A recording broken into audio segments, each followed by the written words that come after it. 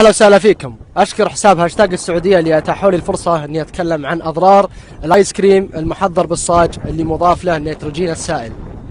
انتشرت في الاونه الاخيره مقاطع في مواقع التواصل الاجتماعي لكشكات الايس كريم المحضره بالصاج اللي مضاف له النيتروجين السائل الخطر. بوريكم اياها الان. والعجيب ان هذا الايس كريم المحضر بالنيتروجين انتشر انتشار كبير جدا. شوفت عينكم هالكشكات وهالعالم اللي عليه، وهذا يشكل خطوره كبرى. والعجيب ان الشباب الان صاروا يعتبرون هذا الايس كريم موضه، لانه يطلع دخان مع الفم ومستانسين عليه.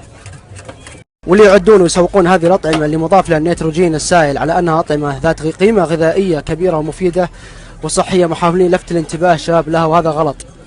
النيتروجين السائل هو مركب كيميائي يعرف باسم LN2، وهو كربوجين كيماوي خطير بارد للغايه، وهو عديم اللون والرائحة وغير قابل للاشتعال، وتوصل درجة غليانه أو حرارته إلى سالب 196 درجة مئوية. لحو.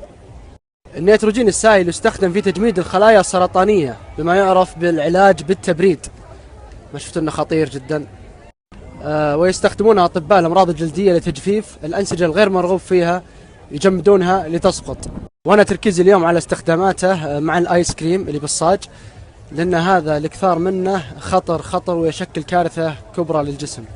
فمقدار ملعقة صغيرة من الشاي من النيتروجين السائل هذا يعمل على تجميد وتجفيف جدار المعدة وتهشيمه وتصلبه كأنه قزاز. خطورة النيتروجين إذا تناولته أنه إذا دخل داخل الجسم وتفاعل مع حرارة الجسم يتحول إلى غاز ممكن يؤدي إلى ثقب المعدة أو انفجارها.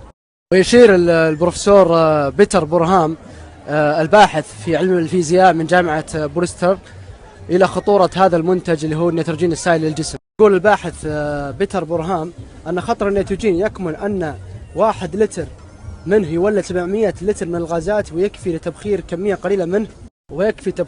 قليلة منه ليحدث نقص كبير في الأكسجين في غرفة مغلقة. هذا هو النيتروجين السائل اللي يحضر بالصاج اللي شرحت لكم. ما سألتوا أنفسكم آيس كريم الصاج هذا كيف يجمد بدون ثلج؟ يعني لو تكب شاهي تجمد، أي شيء سائل يتجمد. ليش؟